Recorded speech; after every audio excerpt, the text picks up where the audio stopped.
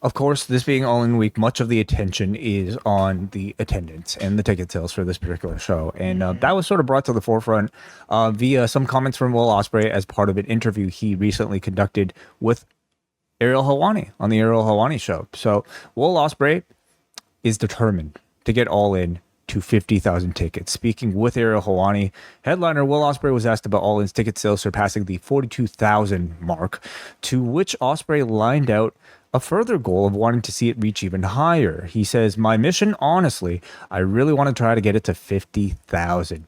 I feel if I can get it to 50, I can really give myself a pat on the back. It's already the most amount of people I performed in a main event in front of, so that in itself, and I need some clarification, but I think it's the same for Kenny Omega as well."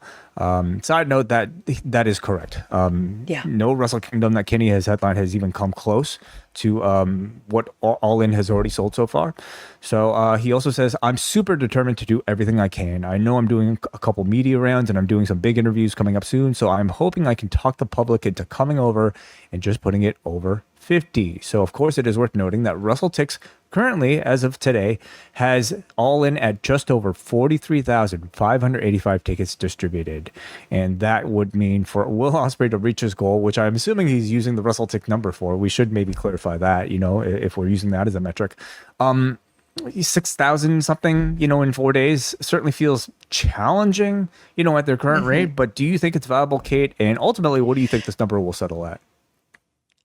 I'd say 48 is probably reasonable, but 50 feels like a bit of a stretch. Now, I should qualify that by saying I don't know how much walk-up business shows like this usually do in the UK. I have no sense whatsoever. So I could be overestimating, I could be underestimating. I would say that 50 is a good stretch goal, but it'll be a challenge.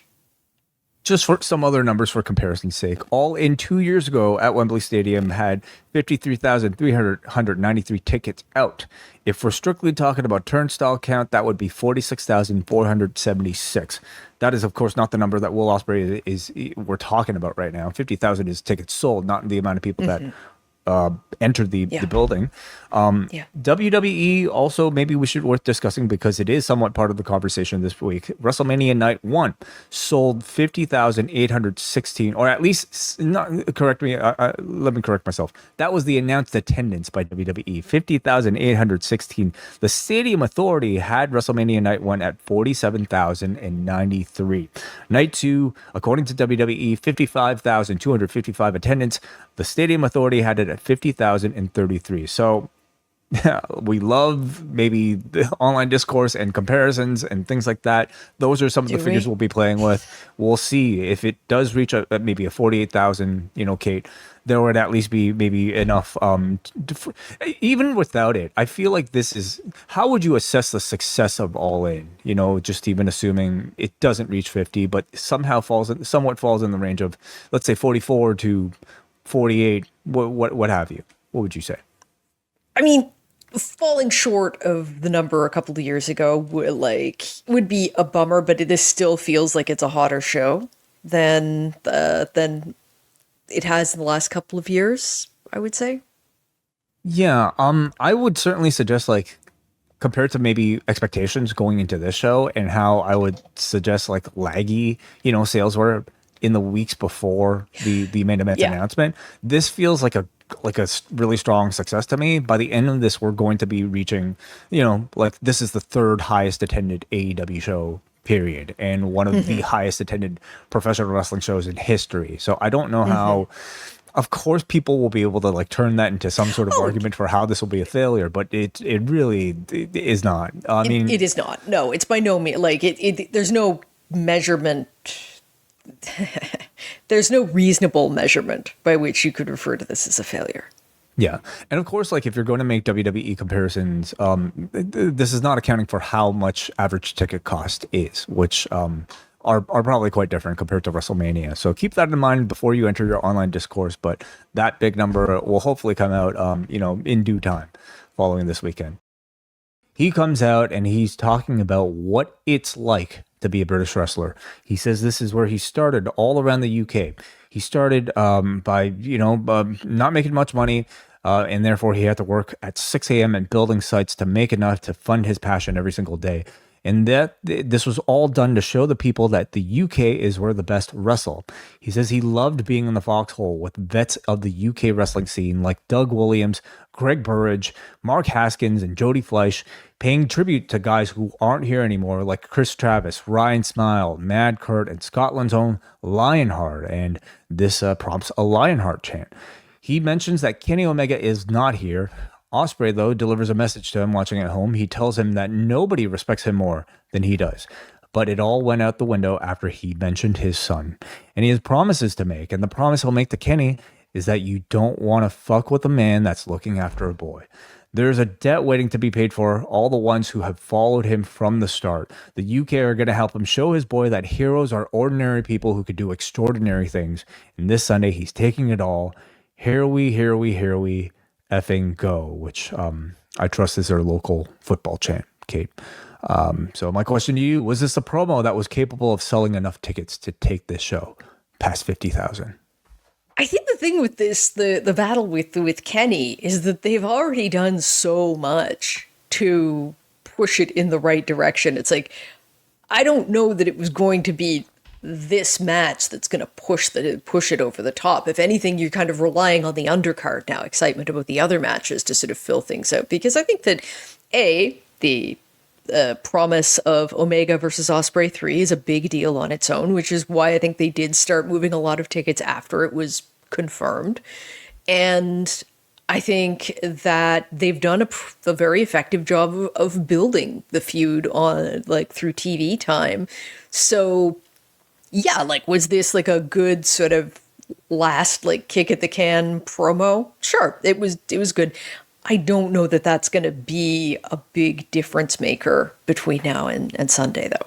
Ospreay certainly is putting a lot on himself to be able to shoulder the responsibility of picking that up. I mean, you asked the question of what promos you could deliver, what number of media appearances you could deliver to really kind of get that over the hump. But I felt like this was an incredibly strong solo performance from Ospreay. Yeah. Passionately restating his motivations and really kind of centering this from the perspective of somebody representing the UK and this being a significant moment for UK wrestling history, right? Mm-hmm. I can imagine, I'm not from there, but I could imagine somebody feeling maybe even emotional hearing about some of the names. If I heard Kevin Owens come out and cut this promo about wrestling in Canada, it would make me feel more excited. Yes. Yeah. I don't exactly know the reason why Omega is here. I understand he probably needs quite the recovery process these days in order to prepare for these matches. Do you think though it was a mistake not having a Kenny live appearance for the go home show? It was an odd choice. I think that at least having him come out at some point, but again, what are you going to have him come out and do? He's already he's already insulted Will's ability as a father. He's put him through a table with a one-winged angel. What is it that he's going to come out and do? I get that not having him there seems a little odd, but I do also ask to do what? And in that way, I guess the only thing you're doing is you'd be getting a crowd pop. How much is that worth in the grand scheme of things? I don't really know. I think that the video package that closed the show was as good a use of Kenny Omega maybe as having him there live, as much as I realized that it must have been disappointing not seeing him.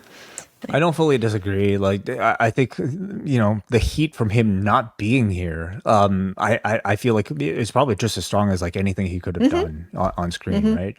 And you also furthered the idea that this guy doesn't see this place as important enough for him to show up, whereas you have Will Ospreay, who in this promo is talking about growing up here, or at least growing up in the scene, by wrestling in places like Glasgow. So I thought that was perfectly fine.